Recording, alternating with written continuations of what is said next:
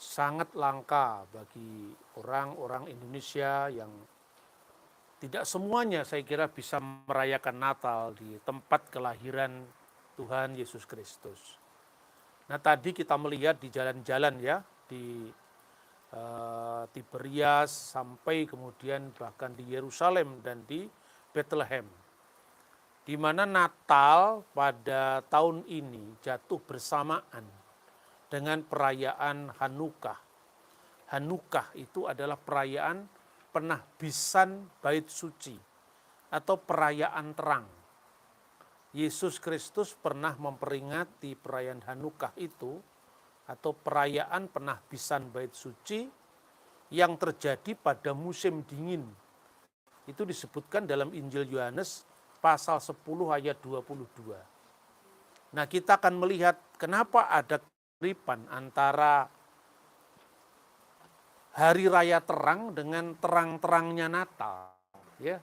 Di mana orang Yahudi, kemarin kita di hotel di Tiberias itu menyalakan kaki dian bercabang 9. Dan itu yang disebut kaki dian Hanukiah.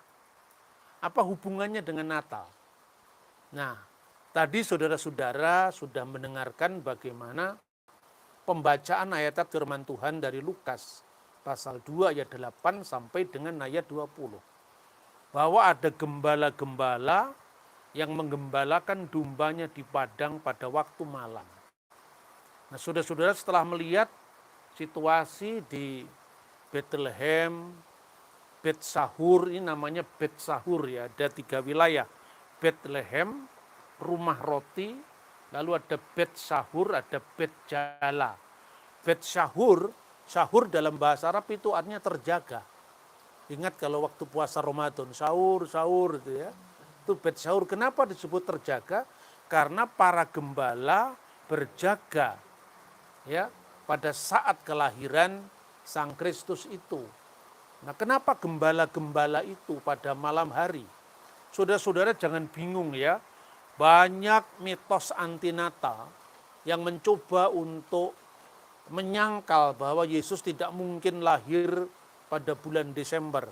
Terbukti bagaimana mungkin ada gembala-gembala pada malam hari menggembalakan dombanya. Dalam catatan sejarah, termasuk ini saya ingin mengutip sumber Yahudi. Itu disebutkan dalam traktat namanya Be'isah 40b. Jadi kalau saya bicara selalu ada datanya ya, data primer sejarahnya. Ada sebetulnya 2 macam domba-domba gembalaan. Yang pertama yang disebut elu hen bayitot, gembala-gembala yang menggembalakan domba-domba di rumah-rumah. Bayit itu artinya rumah. Itu padang gembala biasa. Yang kedua yang disebut elu hen midbariyot. Midbar itu artinya padang. Nah, itu pun ada 2 lagi. Yang pertama yang disebut gembala-gembala yang menggembalakan domba di padang yang biasa dilakukan, yaitu piaraan biasa. Yang biasanya domba itu dilepas pada awal bulan Nisan, yaitu awal perayaan Paskah Yahudi. Yang paling akhir itu masuk ke kandang pada bulan Markeswan, kira-kira Oktober. Jadi tidak ada lagi katanya domba-domba di padang yang digembalakan pada bulan setelah Oktober. Tetapi ada di dalam traktat itu, Be'isah 40b, yaitu gembala-gembala yang menggembalakan domba-dombanya, baik siang maupun malam, baik musim dingin maupun musim panas. Itu catatan dalam buku Talmud. Gembala-gembala apa itu dan domba-domba seperti apa yang digembalakan pada waktu siang maupun malam, musim dingin maupun musim panas. Jawabannya juga ada di dalam catatan sejarah, yaitu dalam traktat yang disebut dengan Sekalim 7 baris keempat. Dalam traktat itu disebutkan domba-domba yang dimaksudkan di sini adalah behimah. Behimah itu artinya ternak atau domba. Senimshet yang digembalakan suatu tempat Mirusalayim dari kota Yerusalem Ve'at sampai kepada Migdal Eder, menara kawanan domba. Jadi suatu tempat antara Yerusalem sampai Migdal Eder. Migdal Eder itu sebuah bangunan yang seperti benteng begitu, ya memang benteng. Letaknya kira-kira antara Yerusalem dengan tempat ini, dekat dengan tempat ini. Dan tempat ini adalah antara Yerusalem dengan Migdal Eder. Itu dicatat oleh seorang sejarawan gereja namanya Eusebius dari Kaisarea. Dan tempat ini mulai dikenal abad keempat. Karena itu ada banyak reruntuhan gereja-gereja dari zaman Yunani Bizantium. Tempat ini tempat untuk memelihara domba-domba khusus yang disiapkan oleh gembala-gembala khusus Bait Allah yang ada di Yerusalem untuk kepentingan upacara korban dalam ritus Yahudi sepanjang tahun. Karena dalam ritus Yahudi di zaman Bait Suci itu terjadi baik musim panas maupun musim dingin. Apa yang diselenggarakan pada musim dingin yaitu perayaan Hanukah. Makanya dalam Injil Yohanes 10 ayat 22 saat itu musim dingin. Jadi jelas ya. Yang disebut domba-domba itu adalah domba-domba khusus. Karena apa? Upacara korban itu tidak boleh dombanya cacat celah, harus domba pilihan yang dipelihara khusus oleh gembala-gembala yang khusus di Bait Suci. Lalu, apa hubungannya dengan menara kawanan domba? Nah, saya akan lihat tafsir Yahudi lagi. Supaya lebih jelas bahwa penafsiran kita itu berakar pada sejarah. Ya. Yang pertama, di dalam kitab Mika pasal 4 ayat 8, ungkapan wahai menara kawanan domba. Apakah yang disebut wahai menara kawanan domba?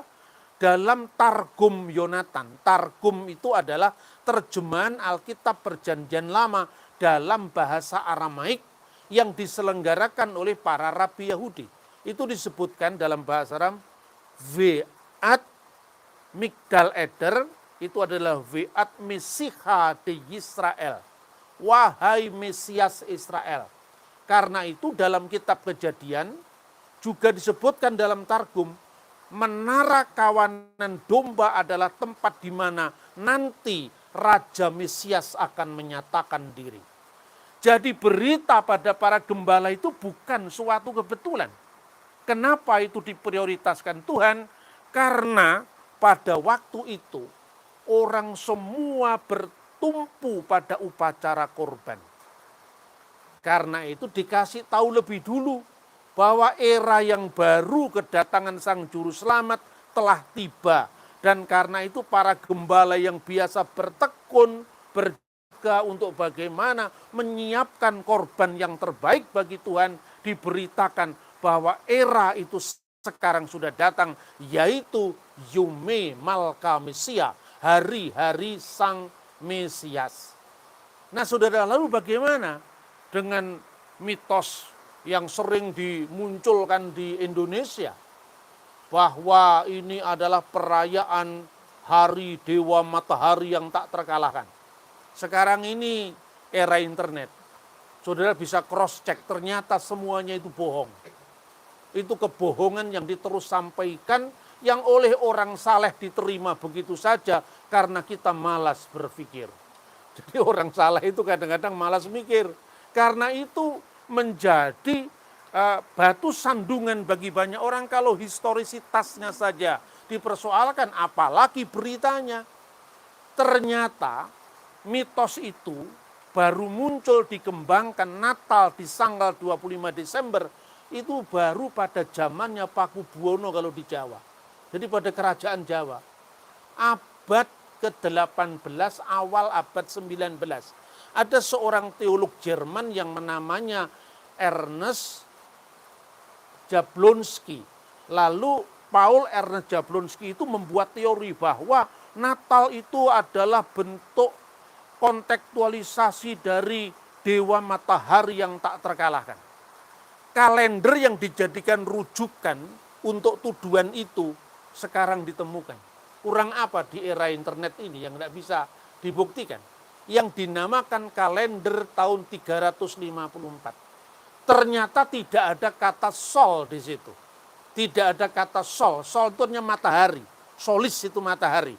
Di situ digunakan kata-kata, ya. Anda bisa membaca tulisan saya di buku ini. Di buku ini jelas disebutkan bagaimana kalender tahun 354 itu tertulis dalam bahasa Latin. Itu simbolnya kira-kira begini. N Invicti CMXXX, hanya itu. Dan itu artinya apa? N itu natalis. Invicti, dia yang tak terkalahkan. Lalu CM, itu singkatan Latin. Artinya apa?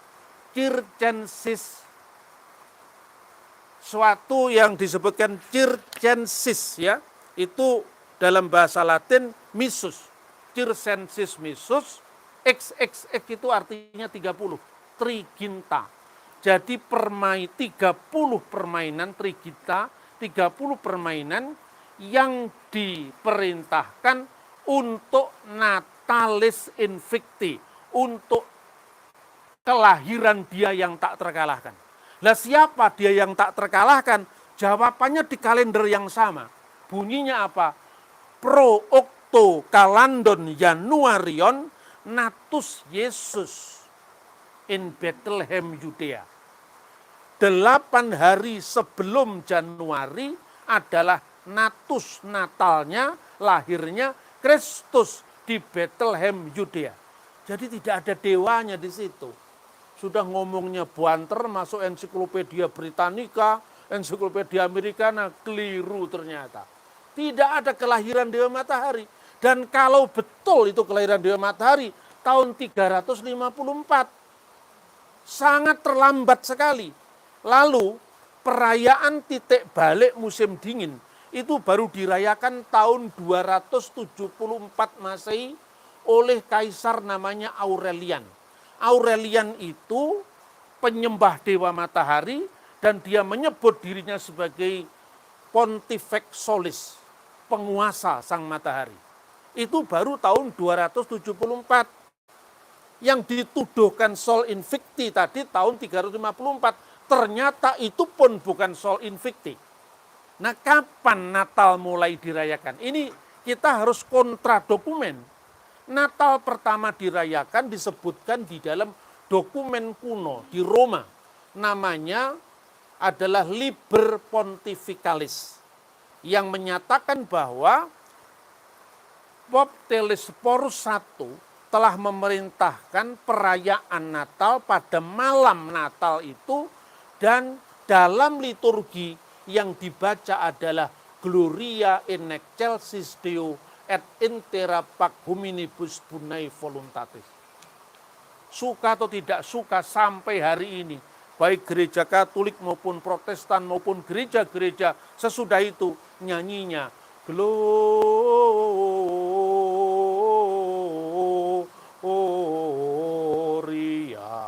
in excelsis Deo. Sampai hari ini, itu tahun 126. Fakta kedua, seorang episkop, seorang uskup dari Kaisarea Maritim yang kemarin kita kunjungi, ya. Di sana ada saluran air itu. Itu uskupnya namanya adalah Theophilus. Kita akan merayakan Natal 25 Desember yang sebentar lagi akan tiba. Tahun 160. Jadi kultus Dewa Matahari belum ada. Lalu setelah itu ditetapkan dalam dokumen gereja di Alexandria pada tahun 189 Masehi. Ini datanya. Ya, di situ disebutkan dalam bahasa Koptik. Judulnya adalah Koptik Didaskalia Apostolorum. Tapi jujur karena saya tidak paham bahasa Koptik, saya membacanya dari terjemahan bahasa Arab. Tapi bisa dipertanggungjawabkan karena itu bilingual, Koptik dan Arab. Bunyinya begini, ya ikhwatana, wahai saudara-saudaraku atau saudara-saudara kita, tahfutu fi ayyamil a'yad.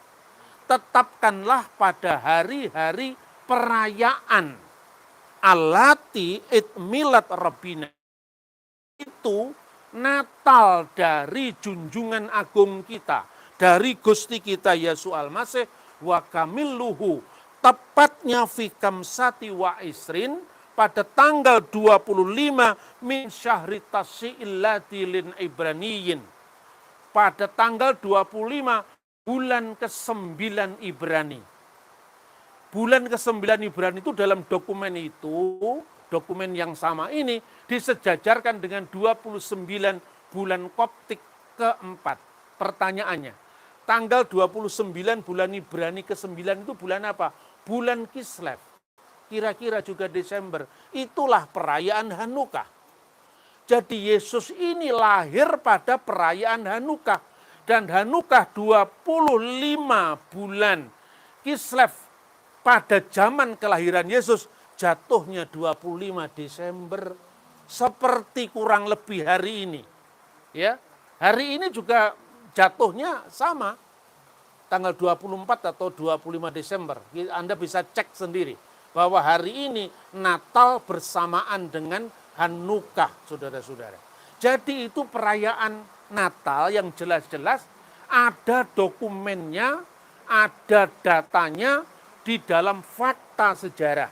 Karena itu jangan ikut latah-latah lagi, ikut-ikut ngomong Natal 25 Desember, hari lahir Dewa Matahari. Yang penting bukan tanggalnya, yang penting Yesus lahir di hati kita.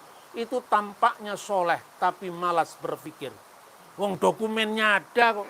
Ini era sekarang ini saudara-saudara. Apapun yang bisa kita lacak itu dengan mudah sangat kita temukan. Karena itu melalui peziarahan-peziarahan kita ini, kita bisa mendapatkan data yang lebih lengkap.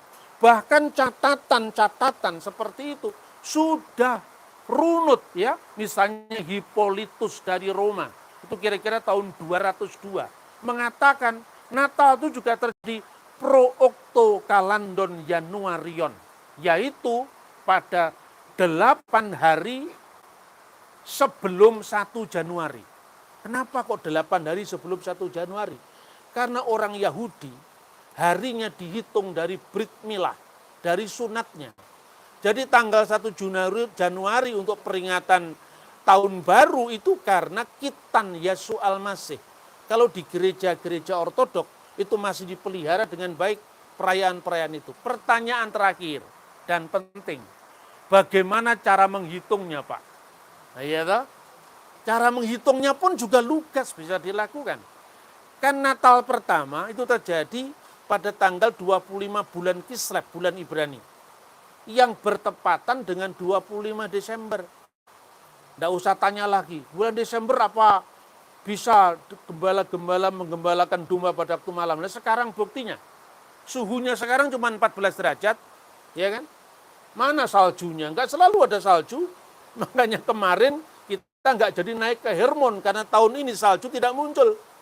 Jadi yang ada salju itu di Eropa, selalu langganan salju bulan Desember.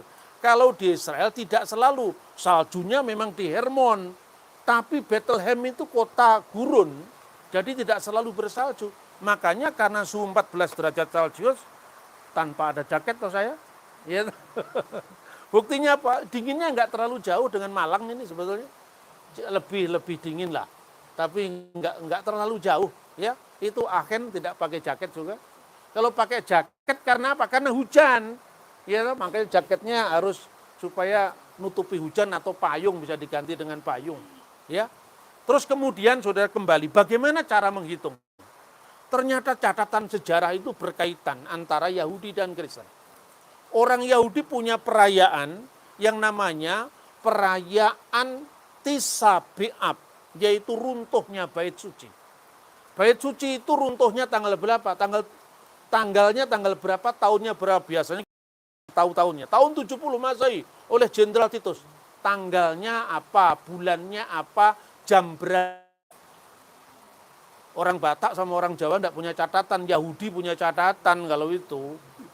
Ya toh, karena orang Yahudi itu memang lebih tertib. Yosefus mengatakan pada abad pertama, pulang dari pembuangan Babel, silsilahnya orang-orang Yahudi yang datang ke Yerusalem itu lengkap tercatat. Karena itu kalau dalam Injil ada silsilah Yesus, jangan diragukan, itu bisa dibuktikan. Bagaimana cara menghitungnya? Bait suci itu hancur, itu dicatat di dalam traktat, ya, namanya ini Megilot Ta'anit, ini bukunya. Megilot Ta'anit, gulungan puasa. Disebut kenapa dalam gulungan puasa itu? Bait Allah yang pertama, ya, BC Harap Bet Hamikdas Harisona.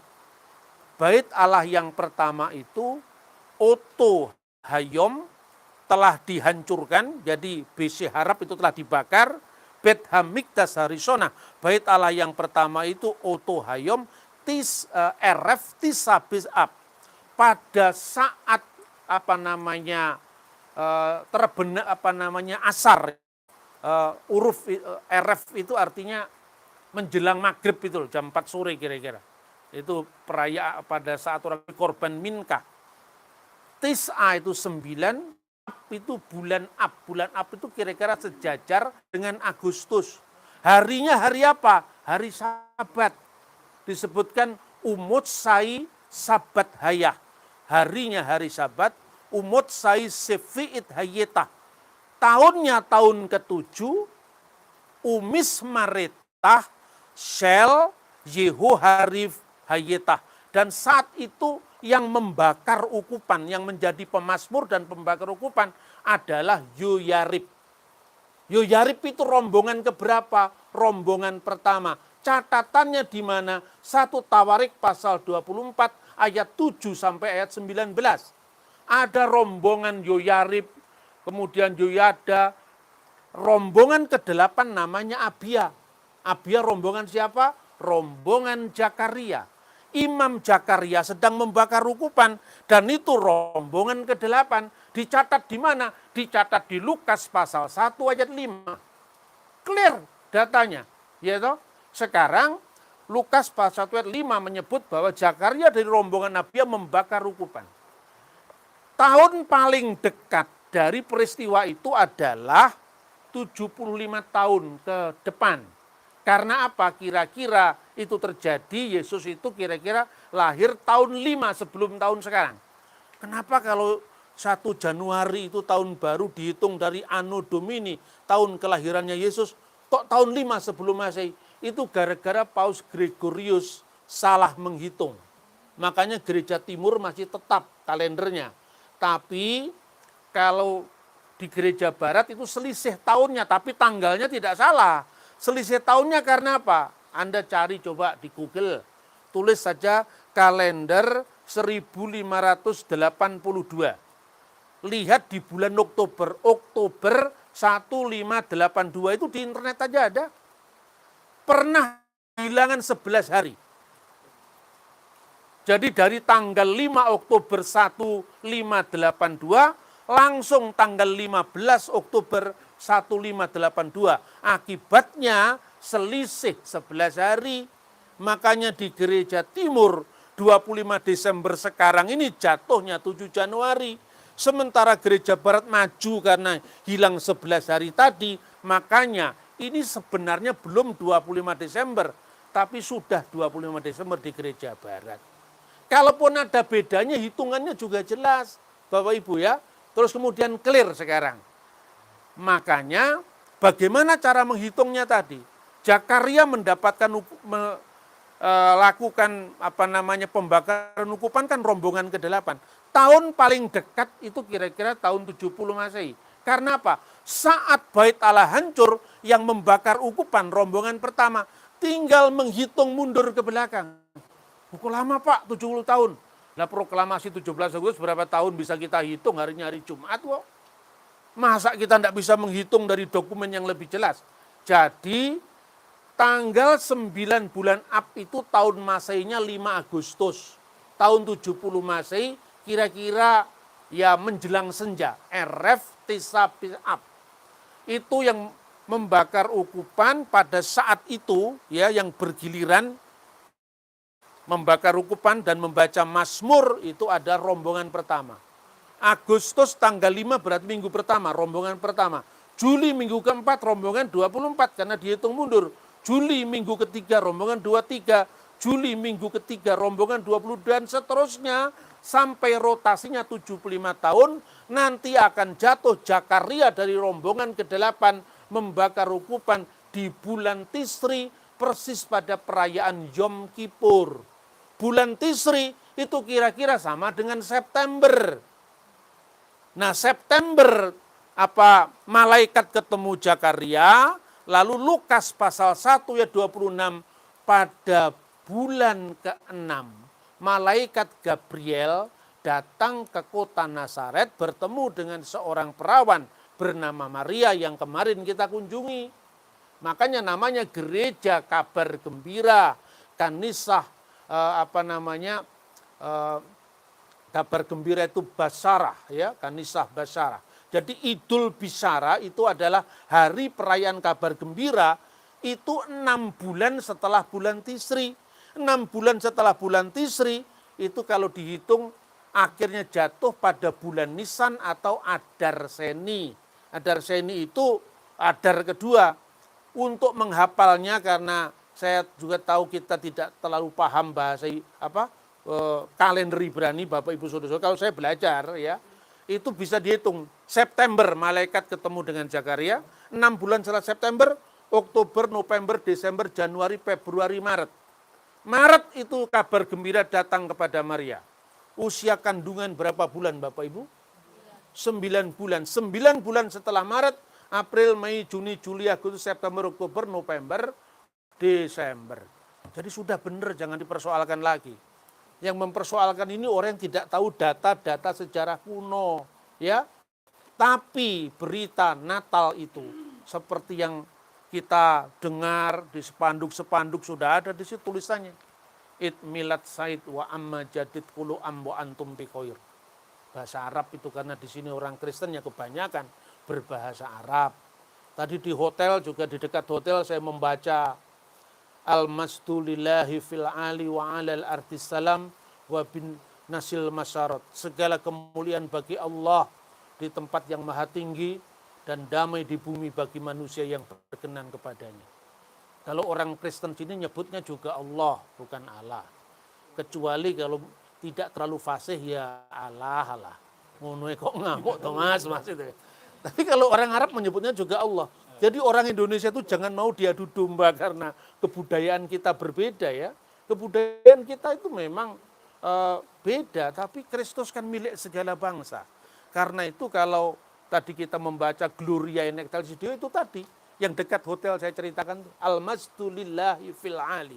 Segala kemuliaan bagi Allah di tempat yang maha tinggi, wa alal ardis salam, dan atas bumi adalah kesejahteraan, wa bin nasil masarot, bagi manusia yang berkehendak baik, bagi manusia yang berkenan kepadanya. Akhirnya selamat Natal, dan berita Natal kali ini adalah hari ini telah lahir Bethlehem itu kota Daud. Baru telah datang Mesias menyatakan diri di Migdal Eda. Pendeta Tony tutup kita dalam doa syukur dan selanjutnya liturgi kita lanjutkan.